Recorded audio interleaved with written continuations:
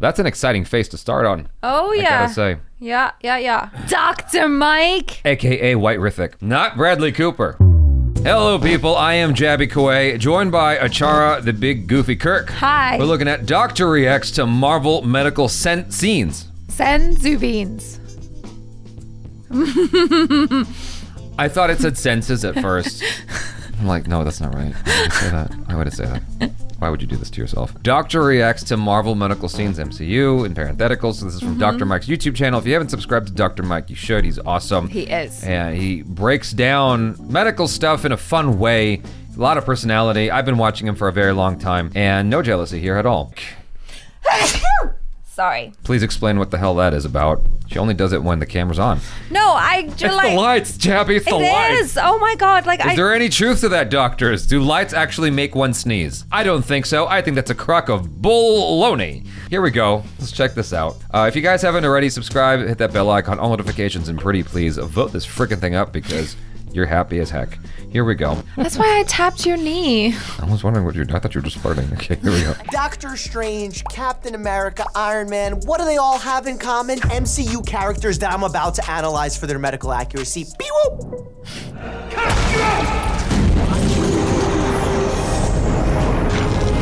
Then he starts with Thor. That's clearly a case of cosmomatosis, where the cosmos actually penetrates your skin. I think that was legally your fault. Get the first aid kit. Do me a favor and don't be dead. Does he need CPR? Because I totally know CPR. Thank you for offering to do chest compressions, but a person who's awake and alert does not need CPR because their heart is beating. Otherwise, they will not be functioning. What realm is this?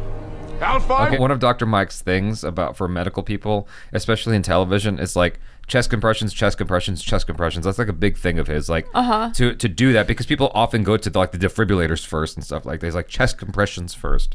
Gotcha. Yeah. I didn't know that. Nornheim? New Mexico? You dare threaten me, Thor, with so puny a weapon? Oh, that's a taser. Everything in your body is essentially an electric process. And when you get zapped with 50,000 volts, you essentially lose control of all of those processes, therefore you collapse. Hi. Just taking a little blood. How dare you attack the son of Odin? Need some help. I'm trying to help Oh, I don't want to get hit by Thor. See, if I was in there, I would be boxing him. Yo, I got you, son.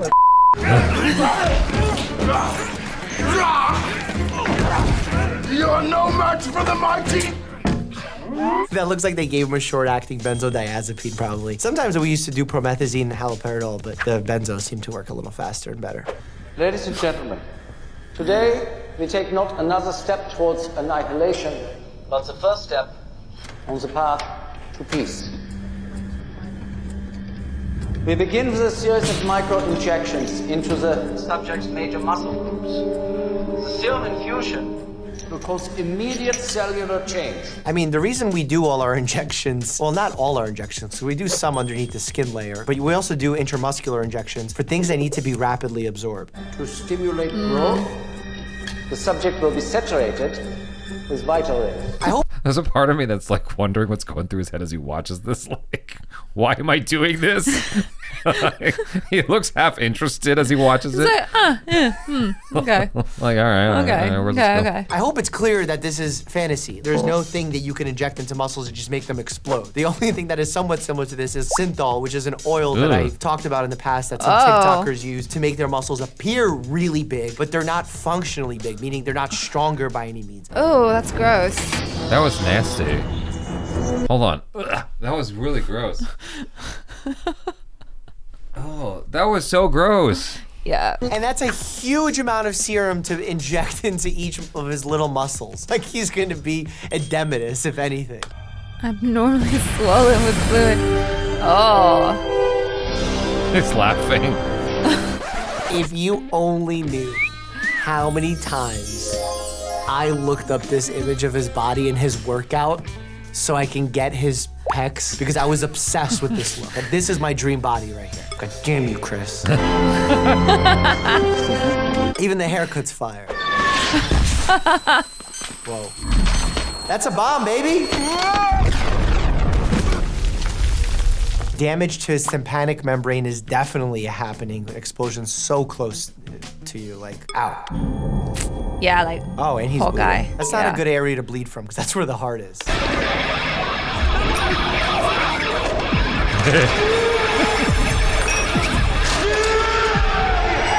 Who's performing surgery with a patient awake? That's just torture. Did they chloroform him? That's so evil. And the only reason I say it's evil is because like chloroforming someone by allowing them to inhale it by putting a napkin over it that's doused in it, it's not uniform. You don't know how much dose you're giving. You don't know how long they're gonna be knocked out for. It's my worst fear, waking up in the middle of a surgery. I think that's everyone's worst fear. We just don't think about it often.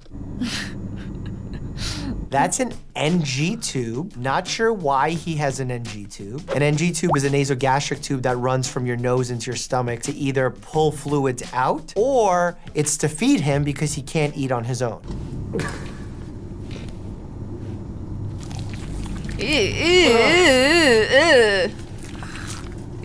It does come out like that, so that is accurate. Just kind of gross watching it. Hey, he's a doctor.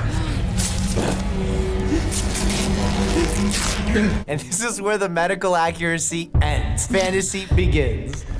What I did is to save your life. I removed all the shrapnel I could. There's a lot left, and it's headed into your atrial septum. The atrial septum is essentially the separation between the two top components of the heart. Now, if there's shrapnel there, if it's not causing a problem, I guess you could leave it, but I don't understand how it can enter into the septum and not cause severe bleeding in the heart between the atria, or at least out of the atria into the pericardial space. What is this? That is an electromagnet hooked up to a car battery. And it's keeping the shrapnel from entering your heart. Basically what he's saying is he's trying to keep the piece of metal shrapnel inside the actual meat of the organ as opposed to the circulation part of the organ so it doesn't get shot out into the general circulation and end up doing more damage. Like if it starts going into the brain, that's lethal. God, is that the thing that's keeping you alive? It was. It is now an antique. This is what will be keeping me alive for the foreseeable future. I'm swapping it out for an upgraded unit. I don't know what that monitor is showing behind it. Is it safe? Yeah, it should be fine. It's like operation. You just don't let it touch the socket wall or it What's goes beep. What do you mean operation? It's just a game, never mind. Great game. Okay? Great. Maybe take your ring off first. No, I don't think that I'm qualified to do that. Yet you feel qualified to give very inaccurate advice on Goop.com. Very interesting. GSW. GSW means gunshot wound. Damn, he's so mad. That was savage. Oh my God. So upset. Well, I guess he's frustrated because Dr. Mike. he's got to deal with that shit all the time and like I know. combat misinformation like on the daily, a lot of which apparently has been perpetrated by her, you know. Yeah. And so, you know, there's some stuff that just dies hard, like Anna Nicole Smith saying that vaccines give you autism or something like that, right? That was the thing she said. Or I don't know. I'll take your word for it though. I think it's been a while. I'm pretty sure it was Anna Nicole Smith, the former Playmate, who said that. I don't know if I should say this, but like at one point she was on a lot of drugs. Yeah. And the paper she was referring to was discounted by everybody in the science community. Everyone was like, no. After it got peer reviewed, they just threw it out. They're like, this is not scientific. Right. Yet people still will say, oh, vaccines causes this. You know. Yeah. I don't know why we say GSW when it's actually more syllables than gunshot wound. It's impinging on the medulla. I needed a specialist. Nick diagnosed brain death. Something about that doesn't feel right to me. We have to run. A bullet in the brainstem is dangerous for so many reasons, mostly because the brainstem controls your respiratory rate, your heart rate, all these autonomic functions. If they're not active, you can't just think heartbeat, heartbeat, breathe in, heartbeat, heartbeat, breathe in, stomach work. If they didn't happen automatically, you die. We need to get it prepped for suboccipital craniality. Not gonna let you operate on a dead man. What do you see? A bullet? A perfect bullet. It's been hardened. You harden a bullet by alloying lead with antimony, toxic metal. And that's leached directly into the cerebral spinal fluid. Rapid onset central nervous system shutdown. We gotta go. He's basically saying some kind of metal from the bullet is impacting his central nervous system. Therefore, he's not really dead. He's acting like he's brain dead, and he's gonna save his life by removing the bullet by doing a radical procedure. Only in a Marvel movie. Cranial nerves. Wait, what's his point there? So it's just overwording? Yeah, it's just too much. It's like that probably would never happen in real life, you know. What? Yeah. Yeah. It's a movie. It's a movie. Yeah. Those look like alligator forceps. I love using those to get earwax out of patients' ears, especially when it's like hard and you could go in there and just like grab it. So satisfying. Ooh. Okay, this is really funny. This is really funny. And I'm not a surgeon, I've never worn this device. But looking at this image, the things he's wearing on his glasses to get a better view, are they not covering his field of vision? And then the actual lenses are lower than his eyes? I know. Oh my God. He can't see through those. Send me the... Got it.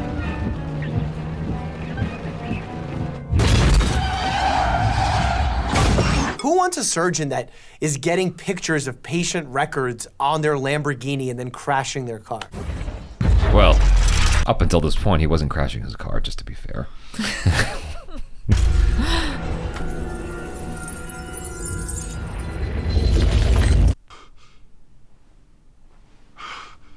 That looks really awful. Looks like he has a lot of fractures in his hands, requiring some kind of orthopedic device with pins and needles. I've never seen it on the outside like this. This is very exaggerated. But remember, the bones in the hand are quite small. The carpals are very small. So putting in pins is not always a simple process, especially the big size pins that they have there. That's a movie. Yeah. They have to be visible. For the movie Cloverfield, when they did the Statue of Liberty head flying into the streets of New York City, the initial tests, people were like, it looks small. And the thing about it is they were doing it to proper scale of the Statue of Liberty's head. And they realized that they had to increase the size of the head that was used in the movie. That it was a digital head, I'm sure. But they had to increase the size of the head to meet people's expectations because it looked too small when you did it realistically. And sometimes that's just how it is, you know? Yeah, I mean, everything in a movie has to be exaggerated. Like even looking at fight scenes or whatever. Like you don't move like that in real life. You gotta telegraph. It's gonna take a lot of physical therapy, so shout out to physical therapists, but also occupational therapists as well. Because when it comes to rehabbing the hands, you gotta think about fine motor control, especially for him as a surgeon. Show me the strength. This is him getting that therapy I was just talking about. This is useless. If the patient is struggling this much, we have to decrease the intensity of whatever therapy we're doing. It's about allowing them to do it successfully several times and then increasing that intensity as time goes on. Have you ever known anyone with nerve damage this severe to do this and actually recover? One guy, yeah. Factory accident, broke his back, paralyzed. His leg wasted away. He came in 3 times a week. A few years later, he walked past me on the street. Walked? Yeah, walked. Show me his file. It take me a while to pull the files from the archive. You can't just show people patient records. Come on, guy, HIPAA. But if it proves your arrogant ass wrong. He is an arrogant ass. And as a surgeon, like Dr. Strange, you should know that people recover from severe strokes, traumas, tumors, and regain neurological function. The progress that patients make under the care of PM&R, physical medicine and rehabilitation physicians, is truly magical. It goes to show that the human body has an amazing capacity to heal itself. That's the principle of osteopathic medicine that we live by. And it's not because I love that principle, it's because it's true. Well, okay. I feel like I have to keep defending the movie. I think that when you go through something like that, first and foremost, it's a film and he's a character, and as a character, we need him to go through some shit, including doubt. You know, he has to have struggles of some kind. Is it unrealistic that a surgeon, a doctor like Dr. Strange, would say such things? Maybe, but the fact of the matter is, he has never been on that side, right? And so now he's on that side, and naturally he's going through these things that... There was a woman... I forgot her name and I forgot what she did, but she was like a scientist and atheist, and she had some kind of, I don't know, it was an aneurysm or something, but she was going through something where her brain was just basically kind of falling apart to the point that she couldn't even speak, and she was trying to call 911, and it was all, she knew what she was trying to say, but it was her motor function with her mouth was like funked. She couldn't get the words out correctly. She did a whole TED talk on this, and in this moment where she thought she was going to die, she had a call to Jesus, basically. Not to Jesus specifically, but it was more like spirituality and enlightenment. And now she believed in God and whatever. And she did this whole TED talk about it. And, us as a species, how we should all, be as one, etc. It's like all very, new agey, woo-woo. But it was kind of inspiring. I'm not going to lie. It was lovely. Okay. But from a scientific standpoint, it's like, yeah, all that makes sense because you were dying and you were losing your mind. But like, the point is that if she was just a scientist looking at that as an objective observer, she would be like, yeah, this is why you're feeling all these things. It's, they have the data to understand all that. It's not necessarily enlightenment, but because it was her experience, her reaction to it is completely, fundamentally different because it's her own personal experience with this event. Right? And so Doctor Strange while he might know all that data, when he's experiencing this thing for himself, this event for himself and the trauma that's associated with it, his attitude might be completely different, Sure, yeah. I know this is a reach. I'm just trying here. Steven? Oh my God. You get me in an operating theater now. Just you. Now I haven't any time. You can't just run into a hospital and request an operating theater. What happened? Stabbed. It's Doctor Strange. Why wouldn't he be able to? How does he know he has cardiac tamponade? If you've been stabbed, you can actually die from cardiac tamponade. But how he knows that without doing an echo, listening for heart sounds, and all this other stuff, I have no idea. Because he's that good. Chest cavity's clear. I don't know what she just did to know that the chest cavity's clear. She went...